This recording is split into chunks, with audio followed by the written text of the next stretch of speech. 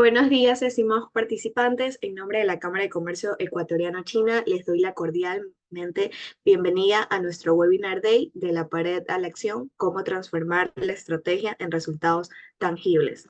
El día de hoy tenemos como speaker a nuestro socio Antonio Pazmiño, quien es en la actualidad un cofundador de Ball Consulting Group y Picker Express, además de ser socio regional del Grupo 4S en Ecuador y Perú.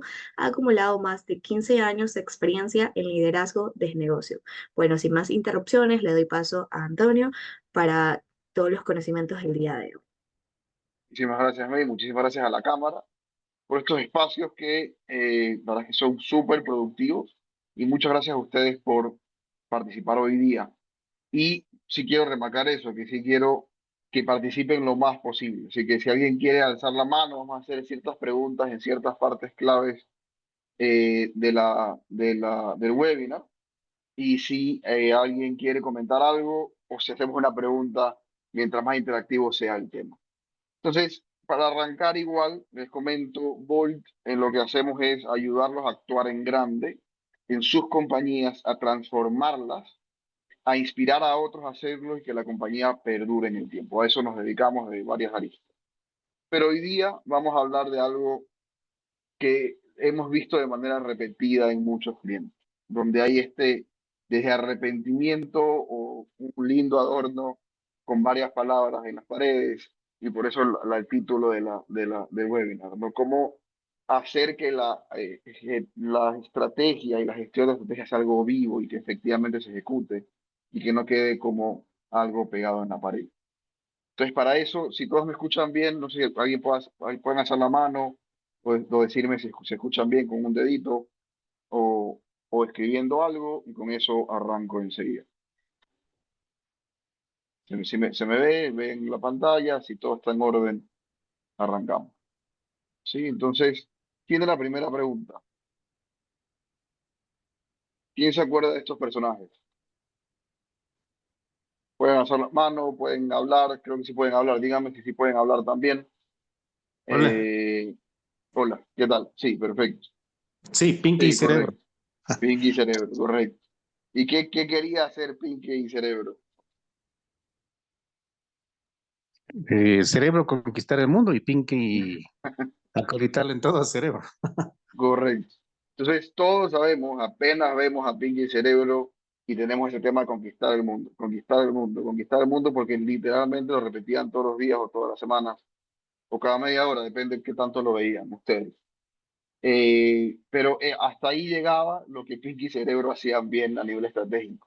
Y aunque es lo único que hacían bien, es súper importante que esto se quede. Y cuando su equipo los vea a ustedes, incluso cuando el mercado vea su marca, todo el mundo debería tener, al menos su equipo para efectos de esta charla, muy, muy claro qué es lo que quieren hacer. Porque se lo has repetido, repetido y repetido. Para eso primero hay que definirlo y saber qué es estratégico y qué no, saber que estamos en lo correcto y no. Pero el primer mensaje es que cuando los vean a ustedes, su equipo, como líderes del negocio o empujar a sus patrocinadores a hacerlo, es que todo el mundo tenga muy claro de manera muy corta qué es lo que quieren hacer, conquistar el mundo. Y de eso sí nos acordamos. De un párrafo entero pues, pegado en la pared, nadie se va a acordar. Pero si estamos hablando de algo tan corto como conquistar el mundo, sí nos vamos a acordar. Tiene que ser un poco más extenso, porque como les decía, hasta ahí llegaba lo que hacía bien Pinky Cerebro. Porque lo que hacían mal, entrando en partes técnicas y lo que vamos a revisar hoy día, es que obviamente conquistar el mundo es muy amplio, ¿no? No están definiendo en qué parte del mundo quieren conquistar o por dónde comenzar a conquistar el mundo. Entonces, no había era excesivamente amplio, no había una definición de qué segmento, en qué geografía, no había esa definición. Lo que también pasaba es que cuando Pinky lo colizaba en todo, era un ciclo continuo de fracasos sin aprendizajes emergentes. Eso no quiere decir que la estrategia tiene que ser perfecta ni el plan perfecto. Eso no existe. Si el esfuerzo de planificar de manera perfecta es imposible. Entonces, lo que sí tiene que haber, que es lo que no hacían Pinky en Cerebro, era un constante aprendizaje de emergente, de cosas nuevas que comienzan a salir y que realmente, como lo vamos a ver en un rato, es la esencia real de la estrategia, ese aprendizaje. había evidentemente una desconexión entre el planificador y el ejecutor, y de manera cómica era muy evidente, pero había una desconexión entre estos genios de cerebro que planifican perfectamente todo y luego quien ejecuta, porque no estaba, aunque sabía que quería conquistar el mundo, no estaba claro ni incentivado ni tenía la información suficiente. No había métricas de seguimiento y tampoco eran planes muy creativos, pero muy aislados, no estaban alineados ni coordinados. Entonces, como les decía, lo que hacía bien Pinky Cerebro era que cuando presentamos esta imagen, todo el mundo piensa y habla de conquistar el mundo, lo que hacían, pero hasta ahí llega lo que hacían bien, y esto es todo lo que hacían mal, y realmente es una buena introducción muy anecdótica a qué es y qué no es planificación estratégica y cómo aterrizar. Entonces, tiene una segunda pregunta. ¿Cuántos dólares realmente estamos perdiendo por no ejecutar su visión? Si estoy seguro que todos los que están aquí sentados tienen una visión muy o bastante definida de dónde quieren estar en 10 años y qué quieren hacer, pero no se ejecuta. Entonces, ¿cuánto has invertido en horas en planificar, en reuniones que no llevan a una acción, en carpetas de proyectos que eh, tienen 2 años o ni siquiera llega a carpeta, sino que son ideas que siempre se discuten, que sí deberíamos hacer eso, pero no se hace, ¿no? Entonces, ¿cuántas horas invertidos en retiros estratégicos, en deseos estratégicos, porque no se llega a una implementación hay, versus cuánto valor ha generado ese tiempo, o realmente cuánto valor ha perdido, y cuánto es el costo de oportunidad que tienen, que han perdido eso. Y la data dura es que incluso muchos tienen muy documentada su estrategia, el 87%. Probablemente todos tenemos KPIs y 500 KPIs en ese sentido, pero apenas el 13% de las compañías tienen esa conexión estratégica entre que vincula la estrategia con resultados financieros, por ende con ejecución. Porque al final, si es que la estrategia y las finanzas no van de la mano, no tienes una estrategia. Tienes una poesía, pero no tienes una estrategia. Entonces, ¿cómo se ve en la práctica, ya en el día a día, una estrategia viva y implementándose? Que cada uno de su equipo tiene una claridad inmensa en la tarea o a dónde se quiere llegar. Se asegura que cada empleado tenga claro cómo sus tareas impactan en la estrategia. Es más fácil predecir también, si ya tenemos esa disciplina de implementación, hay más precisión en qué sí podemos lograr y qué no podemos lograr. Y por último, hay una ejecución controlada. Así se ve la estrategia implementada. Entonces, ¿qué vamos a ver hoy día en esta hora? Vamos a pasar un poco rápido, un poco de aquí en adelante. Hay mucho que cubrir, algo que podemos ampliar si es que quisieran. Al final nos pueden dejar sus comentarios en un formato más largo. Pero la idea es entender el problema, ¿sí? ¿Por qué hay tantas paredes adornadas y tan poco valor ganado con estrategias y ejercicios estratégicos? Un framework de primero entender qué sí es y qué no es estrategia y luego comenzar a entender cómo diseñarla en primera instancia. El tercer punto es cómo medimos si está creando o destruyendo valor esa estrategia. Porque al final la prueba de valor es si es que esto se traduce en dólares. Y por último, un sistema y una set de herramientas pequeños, súper básicos que vamos a ver de cómo se integran. Entonces, eso es lo que vamos a ver, para tratar de no ser esto. Ese es un poco el mensaje, es cómo no somos esto al final. Entonces, ¿cuál es el problema de la estrategia? Entonces, muchas veces tenemos 5 planes y 0 resultados. Y muchas veces cuando presentamos un proyecto, por varias razones, cuando presentamos un plan estratégico, sea que lo recibimos de nuestros ejecutivos, o sea que o que lo hacemos nosotros incluso, o lo incentivamos nosotros, estamos buscando un resultado increíble, ¿no? Se llama un palo de hockey, porque se ve así, se ve que va estable y luego crece agresivamente. Pero en la realidad lo que termina pasando es algo como esto, ¿no? Donde hay muchos eh, subes y bajas, hay muchos pelos, vamos a llamarle, como parecen pelos de un puercoespín, es decir, se ve así en vez de verse como varios palos de hockey, ¿no? Entonces, a esto se le llama el síndrome de hockey stick, ¿no? ¿Y qué es lo que termina pasando? Estos planes poco realistas conducen al fracaso. Y el problema no es la falta de ambición, es varias cosas. Uno, y algo que hay que ser muy consciente, y a veces como líderes nosotros inconscientemente repelemos eso, si invitamos a lo contrario. Hay un lado social en la estructuración y diseño y discusión de la estrategia. Nadie quiere decirle al jefe, oiga, jefe, esto tal vez es muy difícil. O mire, realísticamente esto es lo que puede pasar. Nadie quiere ser el portador de malos mensajes, nadie quiere ser eh, el que dice que no se puede. No, todo el mundo quiere que el sí se puede ecuatoriano. Entonces ese lado social nos matiza y es un problema porque no nos deja ser honestos. Y como líderes en el directorio, eso lo que provoca, mejor dicho, eso lo provocamos nosotros, en nuestra actitud frente a errores, en nuestra actitud frente a que no se lleguen a resultados, en ser excesivamente estricto con resultados que sean estratégicos y no operativos. Ahí hay una parte importante. Unas cosas que caen en las ventas con respecto al año pasado, otras cosas que se prometa un proyecto estratégico y que se exija las ventas a un 100%. Entonces, todas esas actitudes construyen ese lado social de la estrategia, esa cultura estratégica abierta a aprendizaje o exigente extrema de resultados. Entonces, ese lado social lo tenemos nosotros. Y la otra es la parte de esperanza, ¿no? Que estamos trabajando en función de que queremos un mejor futuro, sí, pero hay una forma equivocada de aproximarse a esto. Y también es falta de, un poco lo que veíamos arriba con Pinky Cerebro, de alineación, de priorización, de una medición de los datos correctos a tiempo. Vamos a ver qué es eso en un segundo.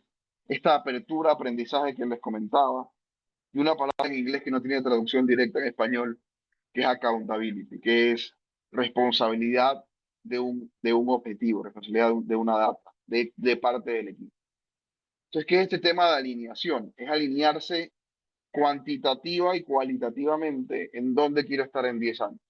Y priorización, y estoy resumiendo lo que viene, es qué vamos a hacer este trimestre para lograr eso en 10 años. No este plan esperanzador, sino, ok, mañana qué hacemos.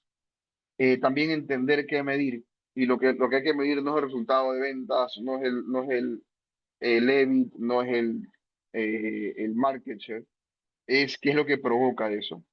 La apertura de aprendizaje es importantísimo porque si hay una cultura de estrategia viva, vamos a llamarle, se entiende que hay un ciclo de aprendizaje, no específicamente resultados, y accountability, ¿no? Entonces, y otra pregunta, mejorar el servicio al cliente. ¿Es estratégico? ¿Es una estrategia que han implementado antes? ¿O un símil, mejorar la calidad? ¿Alguien ha implementado esa estrategia durante este año, mejorar la calidad o mejorar el servicio al cliente? Alza la mano nomás, no tienes que contar la historia.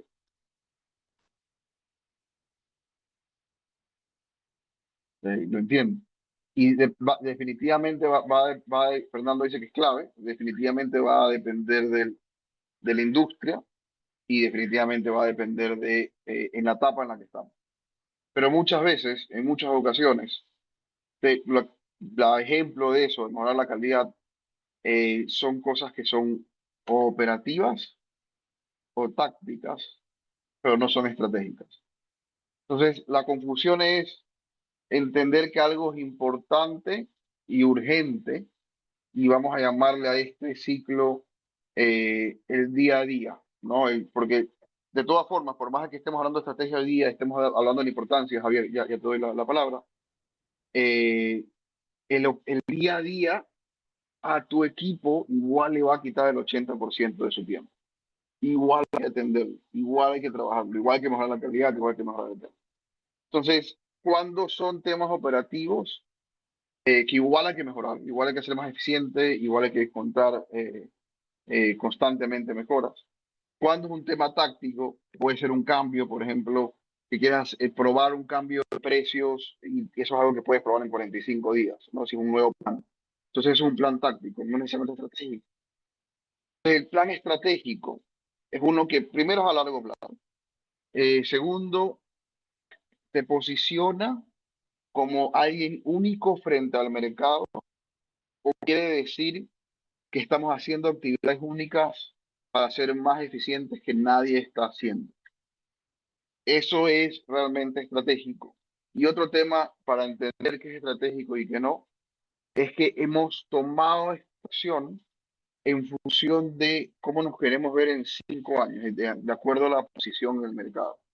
Quiero ser diferenciado, quiero ser más eficiente, es algo que tal vez no da resultados inmediatos, pero que son estratégicos.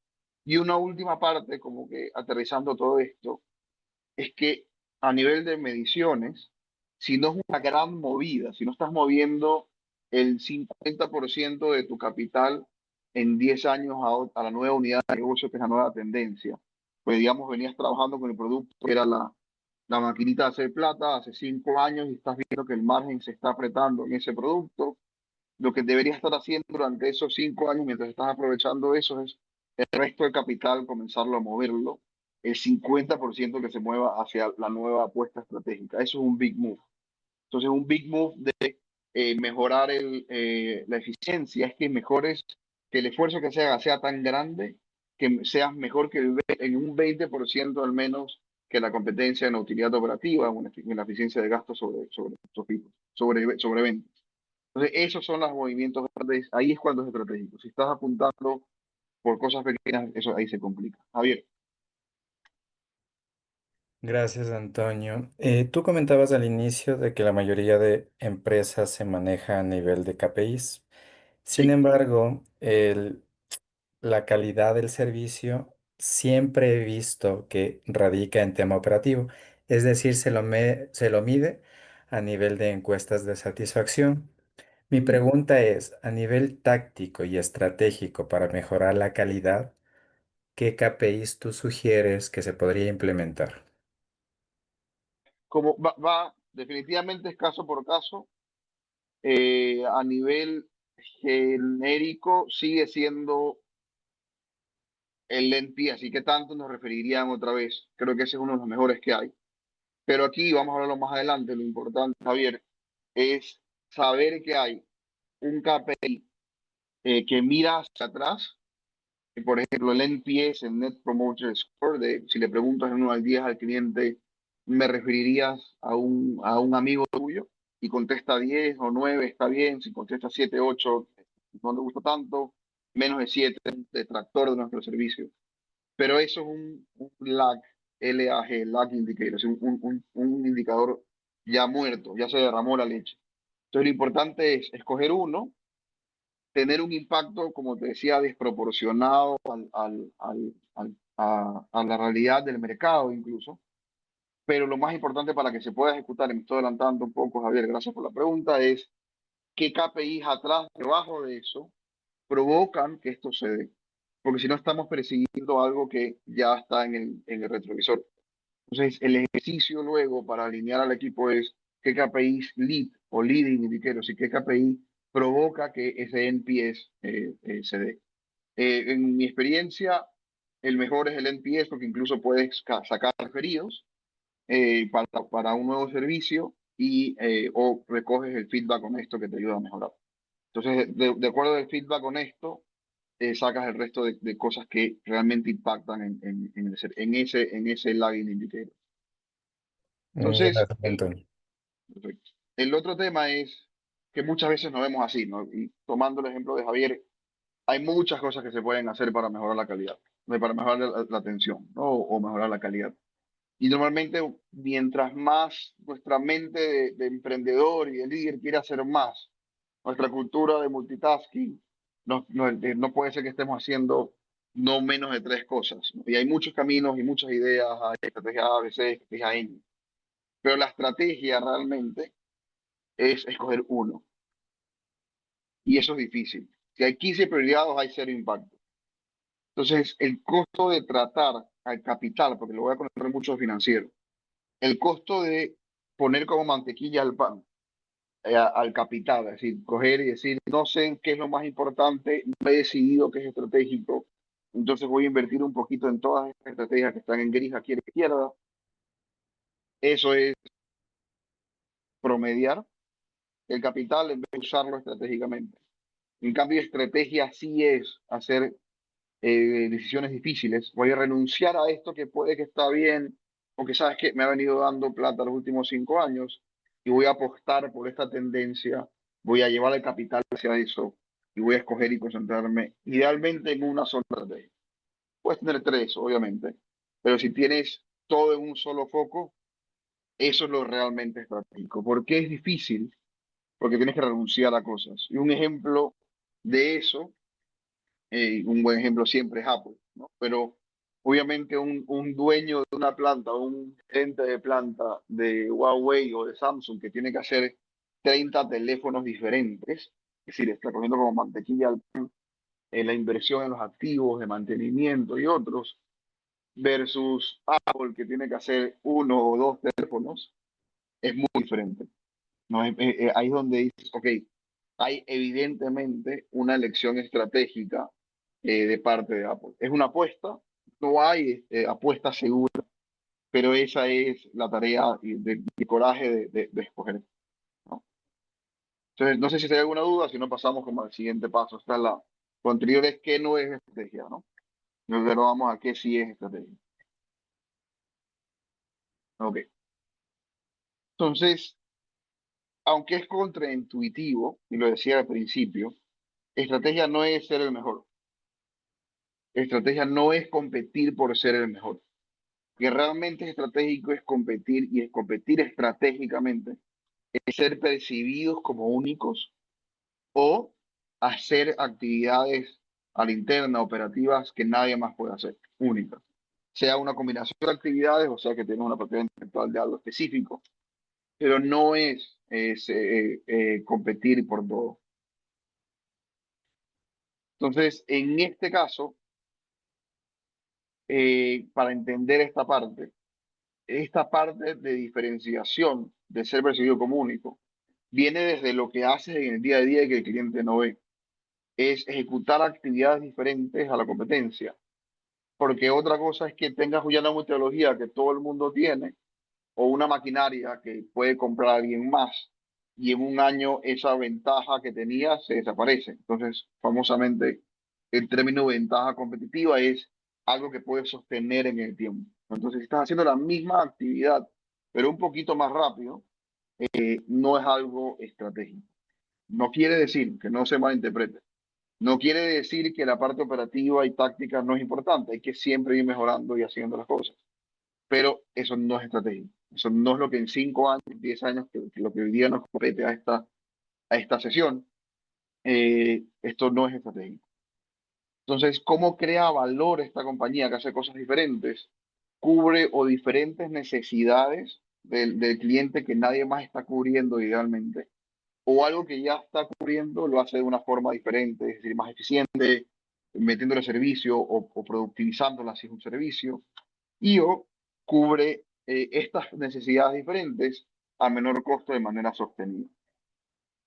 Y aquí la ventaja no es algo esotérico, tiene que verse medido en altos precios o bajos costos o mejor uso de capital, aquí falta eso, en el tiempo. Eso quiere decir que realmente tienes una estrategia cuando tu margen bruto, por ejemplo, es considerablemente mayor de la competencia. Eso evidencia una pricing power, es decir, una capacidad de tú poner el precio o una capacidad de manejar a los proveedores de mejor forma. Entonces, todo esto es lo que te lleva a competir de manera única y no por ser el mejor. Entonces, a nivel de prescripciones genéricas, hay un espectro grande donde en los dos extremos están estas dos formas de ganar plata o de ganar en el mercado. Uno es ventaja por costos y el otro es ventaja por diferenciación. Y lo que hay que saber es dónde estamos en el espectro, y eso debería ser una decisión consciente. De qué tanto somos un commodity como el cacao, donde el cacao ha tenido unos 2 años excelentes, los últimos dos, porque pasó de $3.000 en la tonelada a 10.000, pero los productores de cacao no hicieron nada especial. A ellos les pusieron el precio. Si el cacao cae a 1.500, van a tener un muy mal año. Es difícil innovar en el producto, pero sí en el proceso.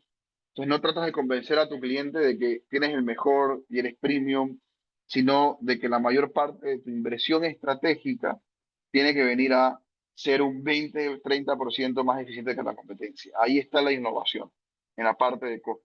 Pero no todas las compañías tienen que ser así. Y hay un espectro. Si normalmente las compañías tienen dos componentes, ¿no? Uno que tiene que ser más eficiente y por otro lado esta parte de diferenciación, donde tus inversiones estratégicas, por las acciones, tú logras poner el precio. Es decir, cuando tu estrategia viene de, tú vas a poder decirle a tu cliente mañana, oye, te voy a subir el precio 10%, y tu cliente no va a salir corriendo, sino va a decir, ok, dame dos. ¿No? Porque el producto que tienes es algo necesario para el cliente, algo importante para el cliente, y está satisfaciendo su necesidad de manera diferente, como veíamos arriba. Entonces, en este extremo tienes márgenes más altos, no es que no tienes volumen, pero la mayor parte del valor se crea por esos márgenes más altos. Y en cambio, en este extremo, a nivel financiero, deberías estar con economías de escala y tienes un margen más pequeño por unidad. No es que no es rentable, sino que tienes un margen más pequeño. Entonces, lo importante, la lección de este slide, es que hay que saber dónde estamos a nivel general. ¿No? Vamos a estar un poco un 30% aquí, 80% acá, o 30-70%. Saber que nuestro mayor esfuerzo tiene que ir a diferenciación, o no comenzar a ponerle una marca al saco de cacao que va en un barco y que nadie ve y gastar en branding en cacao. Así suena contraintuitivo. Cuando son de los extremos es más fácil entenderlo, pero cuando estás en la mitad, eso comienza a ser difícil en dónde invertir. Entonces, poco vamos a ver al final igual una forma simplificada de definir una estrategia. Hay varias herramientas y lo que vamos a hablar aquí tiene varios autores importantes, pero resumiendo una de estas, las preguntas que importan a nivel estratégico es dónde jugamos. Es lo que no hacían Pinky y Cerebro, como decíamos al principio. Ellos querían conquistar el mundo, ¿no? Entonces, definir dónde juegas, dónde está el mercado y cómo realmente puedes ganar y no solo vender más por vender más, sino solo ser más grande, sino si realmente puedes ganar ese mercado y que sea rentable. La segunda pregunta es, ¿qué es lo que te diferencia? ¿Cómo ganas? Entonces, entre el liderazgo que vimos entre los dos extremos, entre el liderazgo de costo y el liderazgo de diferenciación, aquí lo que tiene que ver es qué son las tres cosas que marcan la diferencia. Eso es el otro tema que debería saber todo tu equipo. Así como debería saber a dónde vas en 10 años, también deberían saber cuáles son los tres temas que constantemente tienen que aplicar y repetir, qué es lo que son las tres cosas que te diferencian. Y la lección a nivel directorio es, ok, queremos ir en los siguientes 5 años hacia un tema de ventaja de diferenciación o ventaja competitiva o ventaja de... Y por último, la dimensión del mercado, ¿no? Si cuánto vale realmente ganar ese mercado y cuánto nos cuesta invertir en ese mercado. Si ya viene la parte financiera y la parte de cuantificación, ¿no? Entonces, hasta ahí es como que un súper resumen, esto lo podemos profundizar luego, de cómo definir la estrategia. Igual al final vamos a ver una forma práctica de hacerlo, pero tengo que ir un poco más rápido nomás para alcanzar. Entonces, este es el test, le puedo cambiar el nombre, de Pinky y Cerebro, ¿no? El test del ascensor, el famoso elevator pitch. Entonces la pregunta, esto obviamente es una marca local, si lo están leyendo, no han terminado de leerlo todavía, estos son varias formas de frasear, de acuerdo a ciertas técnicas de innovación y técnicas de branding, a qué mercado estás yendo, y es correcto. Cómo te posicionas, por qué y cuál es la razón de creer en la marca. Y acá es cuál es el segmento de mercado que estás yendo, qué es lo que les ofreces. Esto es inventado por si acaso. Simplemente es nuestro caso, bueno, es un caso nacional muy referente, ¿no? Y acá le dices a diferencia de las alternativas que tienes, y qué es lo que le provees que no proveen las alternativas. Ahora, si estas son el tipo de cosas que están pegadas en la pared, este es el tipo de cosas que hay que evitar, porque tienen sus finalidades, branding y entender de innovación, y que hay ciertos equipos que tienen que tener esto claro. Pero a nivel de dirección general, es más fácil acordarse de algo como esto, ¿no? De una visión ambiciosa con números y cifras, que puedas tener un récord y saber si estás perdiendo o ganando, si estás en el camino correcto o no. Esto es más fácil de acordarse, más corto. Y estos tres diferenciadores claves. Siempre vamos a dar café siempre para el ecuatoriano, experiencia diseñada para el profesional latino, ya sabes exactamente qué es lo que vas a esperar en esa cafetería, y ecosistema local integrado, ¿no? Que ese es un poco lo que podemos inferir de la experiencia de Sultan Coffee. No quiere decir que esta sea estrategia, no lo es algo inferido, simplemente alguna referencia local. Entonces, ¿de qué se va a acordar tu equipo más fácil? ¿Hacia qué es más fácil de alinear a todos? ¿Hacia qué es más fácil de luego, en función de esto, matizar el resto del negocio? ¿Hacia algo escrito de esta forma y pegado en la pared que cubre todas las aristas, o hacia algo más claro? Perdón, me avisan si se ve, ya. O hacia algo más resumido en una sola hoja. Y un poco, aunque hay varias formas, hay varios formatos para hacerlo, nosotros sí abogamos por tener todo en una sola página, máximo dos, y que ese sea el documento. El resto es ejecución. El resto es cómo se lo va a implementar. Algo súper importante, y lo decíamos al principio, que planificar es imposible, ¿no? Si hay esta mala concepción que la estrategia se planifica. Entonces sí se puede planificar la parte operativa, se puede planificar la parte táctica. Eso es algo que tal vez también es otra forma de diferenciar, que puedes planificarlo, medirlo y mejorar, ¿no? El famoso ciclo de DMAC, ¿no? Planificarlo, medir, mejorar y volver a hacerlo. Pero en temas estratégicos, esto termina siendo que planificas, ejecutas, como solo estás midiendo resultados que ven hacia atrás, estos lag indicators. Mides ese resultado, pero ya cuando se dio el trimestre anterior o el mes anterior, y eso lleva a frustración constante. Y terminas con un loop, ¿no? En vez de un crecimiento. Entonces, si hay que, a nivel del diseño y de la conversación estratégica, hay que pasar de este modelo a un modelo y entender que estrategia es un modelo de descubrimiento, donde lo que hay al principio es una hipótesis. La hipótesis, por ejemplo, siendo que acá, uno, que podemos lograr esto; dos, que estos diferenciadores son los que nos llevan hacia eso, ¿no? Entonces, es primero una conversación. Es casi mayéutico, aunque la palabra sea una rara. Es entender la realidad de la compañía, tanto a nivel dirección hacia abajo, top down, y hay que involucrar en esa conversación al equipo, es decir, hacer un bottoms up, ¿no? De abajo hacia arriba. Entonces, es primero una conversación, un planteamiento de un plan, sí, pero entender lo que son supuestos, no un plan rígido que hay que cumplir a rajatabla. Especialmente si estamos hablando de temas estratégicos. Hay que estar abierto a dos cosas: a explorar a través de experimentos, que lo que proponemos siempre son temas de 90 días o incluso más cortos, pero ahí es donde viene lo que les comentaba al principio, el lado social y la cultura que creamos adrede o sin intención. Esta cultura de exploración real. Ojo, esto no quiere decir que toda la compañía tiene que ser exploratoria. Como les decía al principio, el día a día, la intensidad, la urgencia, las cosas que son importantes, porque no separa la compañía, igual va a tomar el 80%, 70% del tiempo de tu equipo. Estos proyectos estratégicos son proyectos de cambio, y son la idea para que esto ocurra es que hay que escoger los proyectos que más impacto tengan. Y ya vamos a ver cómo se valora eso, ¿no? Pero son los proyectos que más impacto tienen. Pero al mismo tiempo que estar abiertos a explorar, pero eso no quiere decir que la ejecución no se haga bien. Y aquí quiero regresar a esta parte de lead y lag, que es la parte que lo que quisiera cerrar y conectar con la siguiente parte. Para poder ejecutarlo, no vamos a medir ventas. Vamos a medir en un sistema de ventas, es sencillo, vamos a medir el embudo de ventas.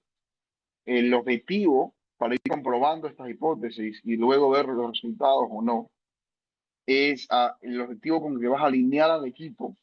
No va a ser dólares vendidos, va a ser top 20 de clientes visitados al mes, va a ser número de cotizaciones enviadas con el precio nuevo, va a ser número de cotizaciones enviadas con el producto nuevo. Va a ser visitas y otro puede ser el porcentaje de conversión de llamadas a visitas. Hago el ejemplo de ventas porque esto es uno de los más fáciles.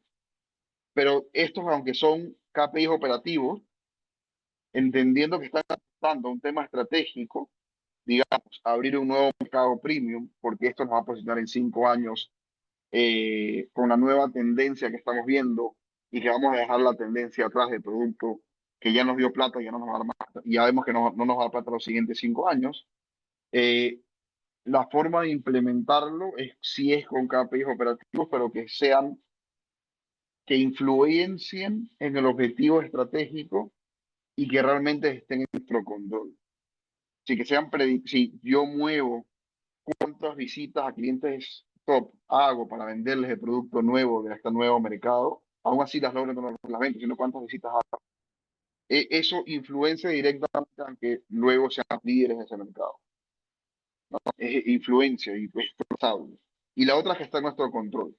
¿Cuántas ventas logro de eso? No lo puedo medir, pero cuántas visitas hago no puedo directamente accionar, pero cuántas visitas hago para vender ese producto a los clientes top 10, sí lo puedo accionar, está completamente en mi control. Ahora, si es que resulta que ese producto no era bueno, porque acuérdense que era una hipótesis y una apuesta, la idea es aprender. ¿Cuándo vas a aprender? Vamos a llamarle cuando haya fallos nobles, no fallos de ejecución, sino fallos nobles. ¿A qué me refiero? Y ese es el aprendizaje. Y sí, hicimos la apuesta de que queríamos abrir este nuevo mercado premium con un nuevo producto. Esa era la hipótesis. Y sí se lograron las 495 visitas que había que hacer a los clientes top. Y sí se hicieron todas. Pero resulta que cuando fuimos, solo el 10% quería ese producto y el otro 30% quería el segundo producto que habíamos observado o visto como opción en China o en Alemania y no querían el que cogimos. Entonces, evidentemente, hay un aprendizaje y hay un error que aceptar. Pero eso no quiere decir que no se dan las 495 visitas. Lo que quiere decir es que aprendimos que la hipótesis que teníamos no era la correcta. Entonces, sí hay que ser exigentes con la ejecución y con el cumplimiento de los indicadores que empujan el resultado. No hay que ser en el nivel estratégico, no hay que ser absolutamente o excesivamente estrictos con el cumplimiento del resultado final, porque esto es un tema de aprendizaje. Entonces, lo que va a pasar es que en la mitad del trimestre o del año, ya ese aprendizaje se tiene que aprender rápido, evidentemente, no seguir persiguiendo este producto y cambias de marcha y aprendes y escalas. Entonces, ese es un ejemplo de una implementación en ese sentido, ¿no? Entonces, aquí tengo una pregunta de Yes. Actualmente tengo muchos cuellos de botella en compras. Los residentes me piden de un día para otro, cotización proveedores, se demora medio día para negociar a la compra y correr más en el proyecto. Se entiende que es una compañía de construcción. Eso definitivamente es algo más operativo que estratégico, pero evidentemente es importante porque si no, no puedes avanzar. Entonces, eso es otro tema importante. Cuando nos sentamos a planificar y a decir dónde queremos estar en 10 años, comienzan a saltar todas las cosas que están mal, ¿no? Comienzan a saltar, vamos a llamarle una deuda técnica, robándonos términos de otras industrias, pero una deuda técnica o deuda operativa, no son cosas que deberíamos estar haciendo bien que no estamos haciendo. Entonces ahí, Jessica, la idea es tener una sesión, aunque no estratégico, de una sesión tanto con la dirección para que haya, si ustedes como liderazgo que digan esto es lo que necesito que ocurra, involucrar al equipo y a los proveedores si puedes, y encontrar la causa raíz del tema, encontrar cuáles son, y el indicador lag lo tienes, estoy con atrasos en las obras, ese es el problema que quieres resolver y lo que quisieras medir es, quiero reducir el atraso de más 20% estamos en más 5% de atraso, ¿no? De atraso en días. Entonces, eso es lo que quieres medir al final. Pero lo que hay que encontrar en esas sesiones es qué es lo que impacta en eso. Ahí ya tienes identificadas 2 o 3 cosas y hay que ir un nivel más abajo, ¿no? Este famoso los 5 porqués. Y eso medirlo. Lo que termina pasa, medirlo y tomar acciones sobre eso, ¿no? Lo que termina muchas veces pasa es que medir los problemas de atraso es fácil, ¿no? Tienes que entregar el 27, entregaste el 15 del siguiente mes. Medir esos 2 o 3 o 4 niveles hacia abajo ya es en sí un problema, porque tal vez tienes que medir la calidad de los presupuestos, ¿no? Qué tan cierto, qué tan bueno fue el presupuesto de la obra que hicieron? Entonces, comenzar a medir eso, tal vez no lo estás midiendo hoy día y eso es lo que te va a llevar luego a mejorar el resto. Entonces, en la práctica lo que termina pasando es que cuando lleguemos al por qué, como nos da más trabajo, es mucho trabajo medirlo, pero es necesario, eso se para, ¿no? Pero si es importante el problema, como lo es, eh, el tema va de sí hacer el esfuerzo de medirlo, ¿no? Entonces, ahora que sabemos y esto que hay que medir estos leading indicators y no los lags, en el ejemplo que ponía Jess, no el atraso, sino la calidad de los presupuestos. ¿Cómo sabes que todo ese esfuerzo de medición, por ejemplo, como estamos a tiempo, todo ese esfuerzo de medición está creando real valor para los accionistas, ¿no? Entonces, aquí viene esta prueba definitiva de valor. Hay una métrica que no miente. A nivel financiero, hay una métrica que no miente, que no es ventas, que no es EBITDA, se parece un poco más a flujo, pero incluye a todas estas. Cualquier otra,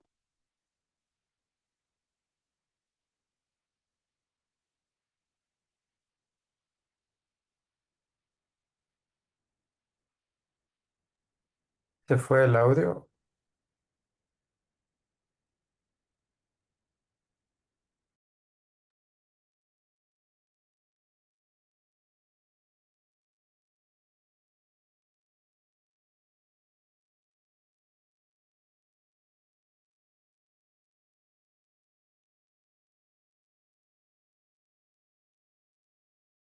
¿Ahí me escuchan? Sí. Ok, Sí, ya, perfecto. Ya, disculpen. Entonces, esta es la métrica que no miente y la vamos a ver de manera intuitiva al principio, ok. Cualquier otra cosa que no sea esto, ventas o evita o cualquier otro, pues, vamos a llamarle graciosamente poesía corporativa, ¿no? Versus valor real. Entonces, esto es un tema medio caricaturizado, ¿no? Entonces, todas sus compañías, en mayor o menor medida, usan capital en cuentas por cobrar, en inventarios, en activos fijos, y esas decisiones de inversión ya son decisiones estratégicas. ¿Qué producto traes? ¿Qué máquinas usas? ¿A qué tendencia estás atendiendo en ese sentido, ¿no? Eh, y ese capital tiene dueños o tiene proveedores también, vamos a llamarlo, tiene fuentes de capital. Es el banco que te cobra un 9% o los inversionistas, que en Ecuador te pueden cobrar hasta el 20 o 25, o deberían cobrar eso por el riesgo que tenemos en Ecuador.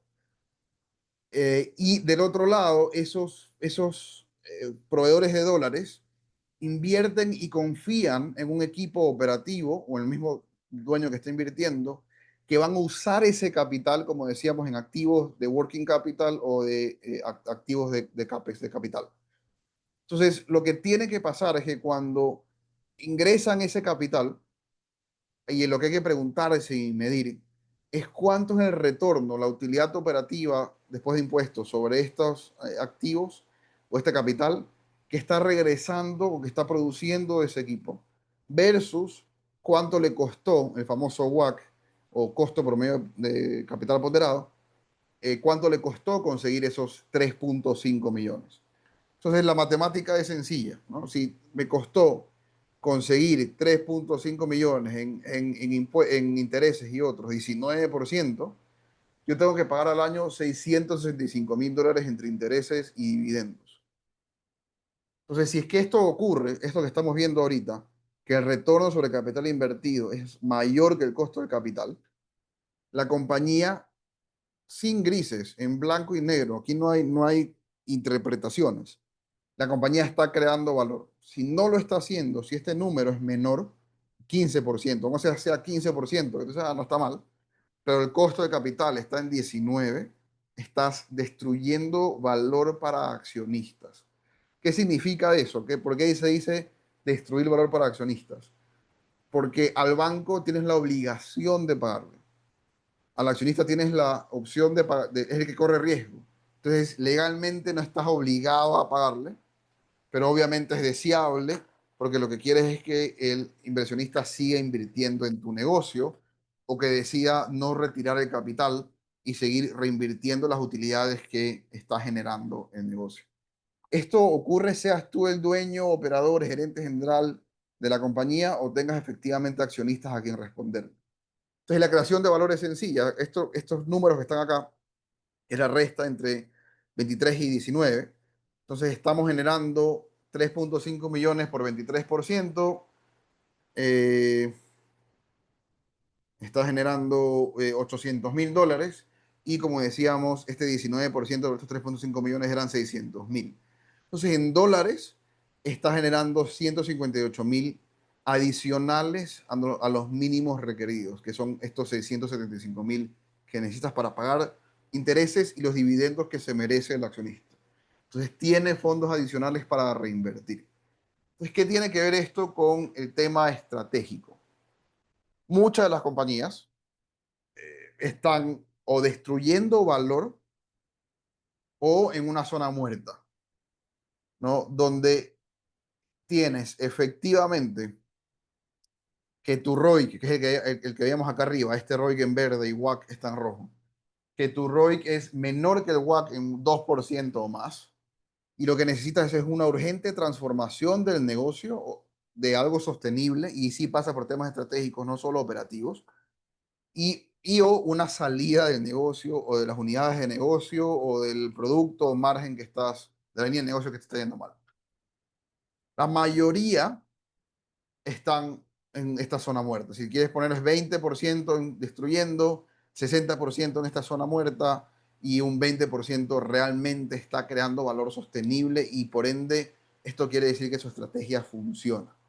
Entonces, la zona muerta es que sí, estas tablas en esta creación de valor y puede parecer una ilusión de éxito porque tienes y estás haciendo plata, no se equivoquen. Cuando estás acá, estás pagando sueldos, te estás yendo de vacaciones y tal vez incluso estás reinvirtiendo, pero no es algo realmente sostenible porque tu estrategia no es probablemente de diferenciación y no tiene una ventaja competitiva que tal vez sea sostenible, sino que estás en esta realidad que te vas a quedar ahí perennemente y no necesariamente vas a generar un valor exponencial después.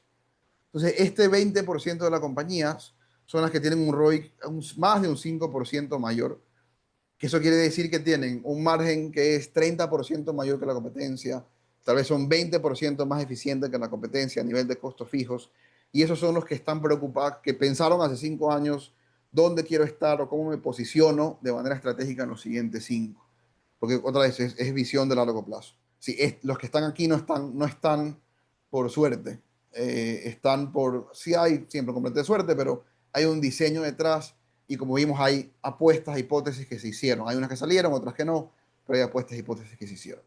Entonces, esta es la forma objetiva de medir si es que tu estrategia realmente está generando una ventaja competitiva real y sostenible en el tiempo. Que tengas un retorno mayor al 5% de lo que te costó el tema. Porque incluso esto te deja reinvertir, ¿no? Sin destruir valor. Entonces, como veíamos, aunque estamos hablando mucho de este ROIC, evidentemente este retorno sobre el capital invertido es un lagging indicator, que es lo que hablábamos antes, es algo que va a pasar, vas a medir después de un año, después de 3 meses. Entonces, no puedes gestionar el ROIC, pero sí sus componentes. Entonces, la idea es entender de qué se compone el ROIC, que es el margen de contribución o el margen de cuando vendes, multiplicado por la rotación de capital, qué tan productivo eres con el capital, qué tantas veces da vuelta. Eso a la práctica, esto se define como estás vendiendo más con menos inventario, aumenta la rotación de inventario, o la máquina que compraste para esta nueva unidad de negocio está realmente un 80-90% de capacidad y estás usando bien en la producción y estás vendiendo productos de buen margen con esa máquina. Y en general tu ciclo de conversión de efectivo, inventario, más cuentas por cobrar, menos cuentas por pagar, se va reduciendo, haciendo más corto. Entonces, eso tiene que ver con rotación de capital. Y el margen tiene que ver con, obviamente, el precio y el costo variable, el mix de productos que priorizas de vender. No vendes más carne que hueso o sabes qué es hueso y qué es carne. y cómo retienes a los clientes en el tiempo. Entonces, estos son los temas que puedes comenzar a accionar. Y realmente atrás de esto, si quieres mejorar el pricing, hay un montón de otros leading indicators que te van a llevar a mejorar el pricing. Pero acá lo que tienes que definir es cuánto tiene que mejorar el pricing para impactar lo suficiente en el ROIC para llegar a ese 5%. Entonces, una situación puede ser que estás haciendo un 12% de ROIC con un 10% de WACC. El margen está bien, entonces el problema no está aquí, pero la rotación es terrible. Entonces, la estrategia, así, los temas tácticos también, y la estrategia debería estar alineada a reducir tu inventario, a bajar las cobranzas y a reducir el inventario con otras estrategias de que fluyan el inventario en vez de que tengas stock en bodegas. Entonces, ahí es donde se comienza a entender cómo deberíamos armar pilares o objetivos estratégicos. Entonces, no sé si hay alguna duda. Acá tenemos, por participar en la sesión, si toman una foto esto, les va a llevar a un formulario y voy a cerrar para ir más rápido. Díganme quién tiene 10 minutos más. Porque ya estamos con el tiempo y todo un par de secciones más todavía. No sé si me vas a cortar porque todavía tengo un par de secciones. Sé que Sí, puede avanzar, puede ir avanzando, la verdad. ya, perfecto. Sí, sí, Entonces, sí, dale. si le toman una foto de esto, lo que estamos ofreciendo es una sesión sin costo de media hora o una hora con sus cifras históricas del 2023 para hacer un análisis como este. Nos estamos destruyendo o creando valor. Obviamente es numérico, como es sin costo, es limitado a un año y resumido, pero podemos profundizar en estos conceptos de creación y destrucción de valor y que ustedes lo aterricen a algo real con sus cifras, ¿no? Y lo podemos ver con información histórica. Eh, ok, entonces, luego de ese contexto es cómo implementamos esto. Para nosotros, en esencia, tienen que ser ciclos de 90 días. Y la forma, y lo hemos venido hablando, de llevar esto a ciclos de 90 días es que tenemos el plan a 10 años de manera sencilla. Tenemos un plan de cómo queremos vernos, así de grande y genérico, ¿no? Un plan de 3 años más específico, muy cuantificado, que respeten estos diferenciadores, que esté pensando en cómo diferenciarnos, pero mucho más cuantificado. El plan de un año que es excesivamente cuantificado y de 3 a 5, le llamamos pilares estratégicos.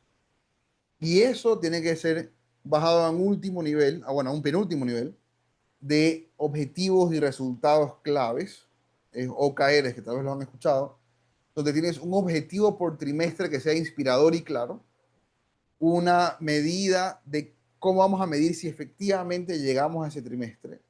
Y como mencionábamos, indicadores de lead indicators de que, que si accionamos sobre eso, provocan que tu equipo se empodere, logre estos resultados y logre el objetivo. Y el siguiente nivel, decíamos que a nivel trimestral es el penúltimo nivel. Entonces, el ritmo del éxito o la cadencia, vamos a llamarle cadencia de accountability, es decir, cómo creas que realmente tu equipo se involucre con esto. Hay varios temas que hacer, desde involucrarlos en el diseño de los OKRs y de la estrategia, pero algo importantísimo es que la revisión incluso la estrategia y estos proyectos estratégicos, ni siquiera tiene que ser una vez al mes, tiene que ser una vez a la semana. Obviamente en la semana no vas a tener discusiones semanales de 3 horas de la estrategia. Eso ya está definido y tú lo hiciste en un par de días o un par de semanas con el equipo directivo.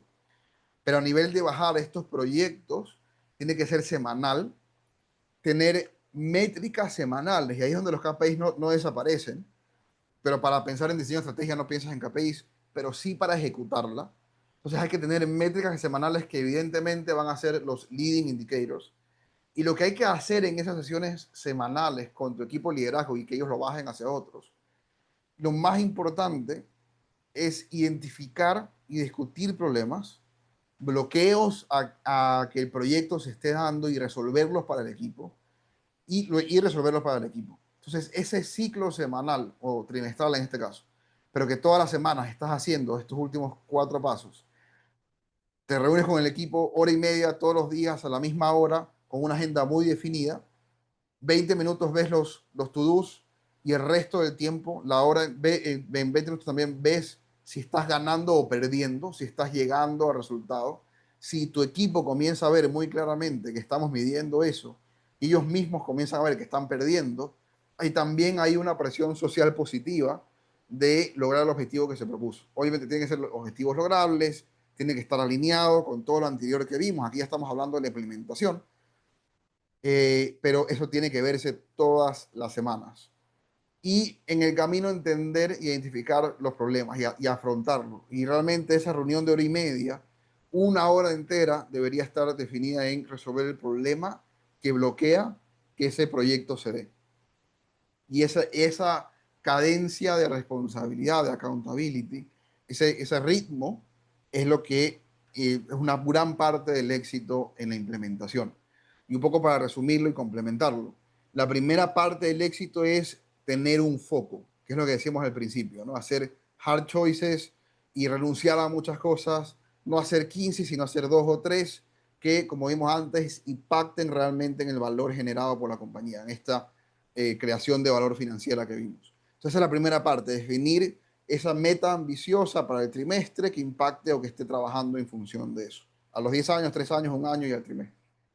Pero luego de eso, es tener esta cadencia de trabajo y poner métricas leading y no lagging, o medirlas y actuar en función de esas, revisarlas semana a semana, hacer responsable el equipo. Y nuestra problema como liderazgo es poner la dirección y focalizar y priorizar y alinear y resolver los problemas del equipo para que ellos puedan avanzar. Si eso se hace semanalmente, las cosas cambian. Y el otro tema es el tema estratégico que mencionábamos, ¿no? Hacer 20 cosas pequeñas es menos eficiente que hacer 2 o 3 cosas muy, muy grandes, pero que vengan de arriba, de diferenciación y de creación de valor real.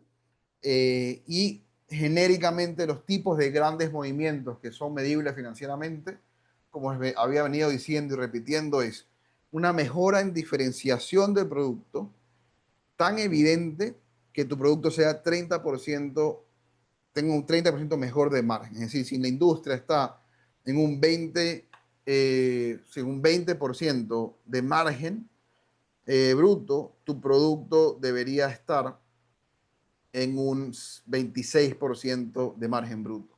Eso es suficiente para decir, ok, tienes una parte de diferenciación estratégica.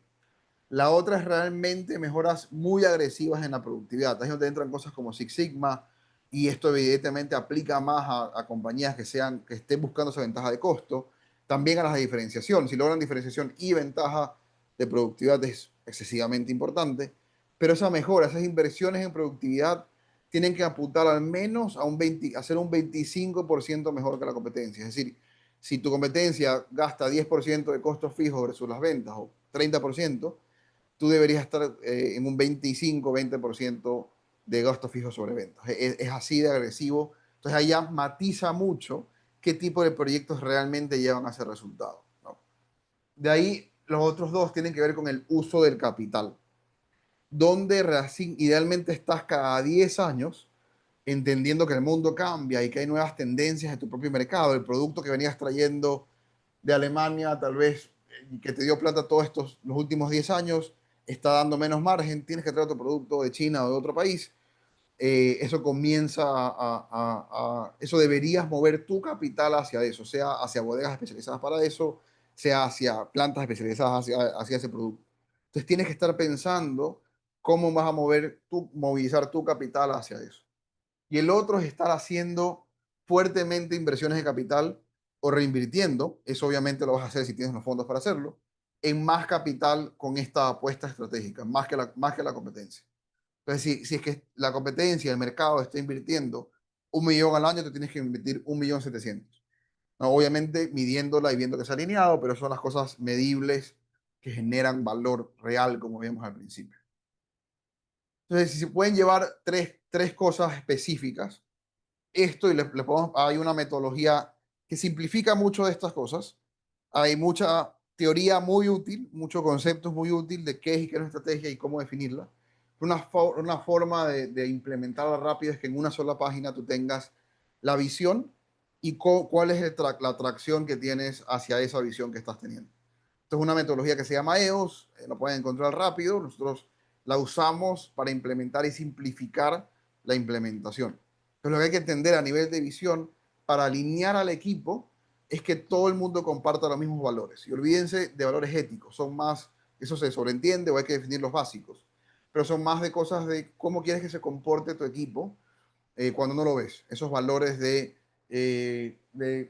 curiosidad extrema, por ejemplo, o de simplificación extrema. Ese tipo de cosas que quisieras que ocurran y que tienes que pensar o te cuesta aceptar que una persona no piense así. ¿Cuál es el nicho al segmento al que estás yendo? Específicamente esa definición de dónde jugar, que veíamos las tres preguntas antes. ¿Cuál es el target de 10 años? Este ambicioso target muy definido. La estrategia de marketing no es otra cosa que para simplificarla, son esos tres diferenciadores que todo el tiempo tienes que estar repitiendo. Esa parte de Pinky y Cerebro, ¿no? Que hay que repetir como Pinky y Cerebro son estos dos temas. ¿Cómo, dónde quiero estar en 10 años y qué me diferencia? Y de ahí la imagen a 3 años que obviamente nos va a ayudar a llegar a esos 10. Luego, ya para la implementación, es cómo todo esto se baja a un plan de un año, cómo se baja a objetivos trimestrales y cómo se baja a problemas que vas a resolver todas las semanas para llegar a eso. Entonces, esto es una herramienta que pueden encontrar también en internet cómo hacerlo, pero nosotros lo implementamos. El otro tema es que cuando defines estos pilares estratégicos que te van a llevar a la visión de 3 años y las bajas a rocas trimestrales, debería tener claro o debería ser muy claro cómo ese pilar estratégico, que pueden ser 3 o 2, cómo se alinea a esa visión de 10 años, ¿no? Cómo se alinea a dónde vas a ese nicho, cómo se alinea a los tres diferenciadores y cómo está explícitamente escogiendo algo y renunciando a algo. Luego tienes que tener en esa hipótesis, en ese pilar estratégico, ese proyecto estratégico, hipótesis muy claras y métricas claras de cómo vas a medir que la hipótesis se validó o se invalidó. Y por último, la ejecución trimestral, ¿no? Que es esta parte de los OKRs que vimos, las rocas y esta primera acción forzada, que es lo que tenemos que hacer esta semana y que tenemos que hacer todas las semanas para hacer. Y por último, la agenda de la reunión repetitiva semanal, esto también viene de la misma metodología que simplifica estos EOS, es que tienes la misma reunión todas las semanas a la misma hora, hora y media, con esta misma agenda. 5 minutos para presentarse y conversar, 5 minutos más para ver esos objetivos semanales que tienes que ver, simplemente cumplí o no cumplí. Si no cumpliste, ¿por qué no cumpliste? Lo mandas y dices, ok, lo parqueamos y vamos a hablarlo acá, en esta parte de resolver problemas. Pero si no se cumple, simplemente lo anotas y lo mandas para la siguiente sección. Revisas cómo están los objetivos generales, si están on track o no están on track. Revisa si han pasado cosas importantes. Todo, hasta aquí solo hay 20 minutos de reunión. La mayor parte de la reunión va a resolver los problemas que identificaste o que reporta el equipo en todo lo anterior. Y luego se definen qué vamos a hacer los siguientes 7 días. No qué vamos a hacer los siguientes trimestres, no. ¿Qué vamos a hacer los siguientes 7 días para resolver esos problemas? Y esta es la base de la cadencia de accountability que veíamos arriba de ese ciclo que estábamos viendo. Entonces son como que 3 herramientas rápidas para revisar. Entonces, esto sí lo que tenemos por hoy.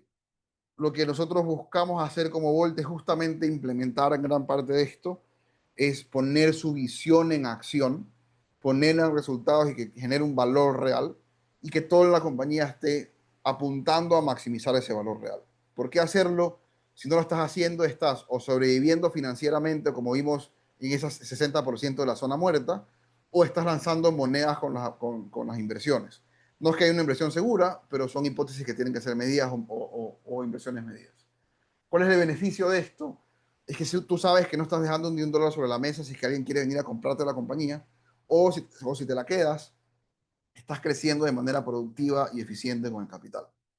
Entonces, otra vez, les dejamos el QR si quieren profundizar en el tema. Vamos a mandar las PPTs. Acá también, si no me equivoco, pueden tomar las PPTs, pero aquí está ese formulario para registrarse en profundizar en estos conceptos con sus cifras y obviamente eso es más aterrizado a su realidad. Entonces, si no hay dudas, ahí sí Disculpen esos 8 minutos adicionales que nos tomamos, pero con eso estamos. Les dejo un rato más el QR y más abajo están nuestros contactos para cualquier tema. Ahora sí, May, me puedes votar. Estás en silencio, por si acaso. muchas gracias por este tema, mucho interés, de verdad, vamos a compartir las diapositivas.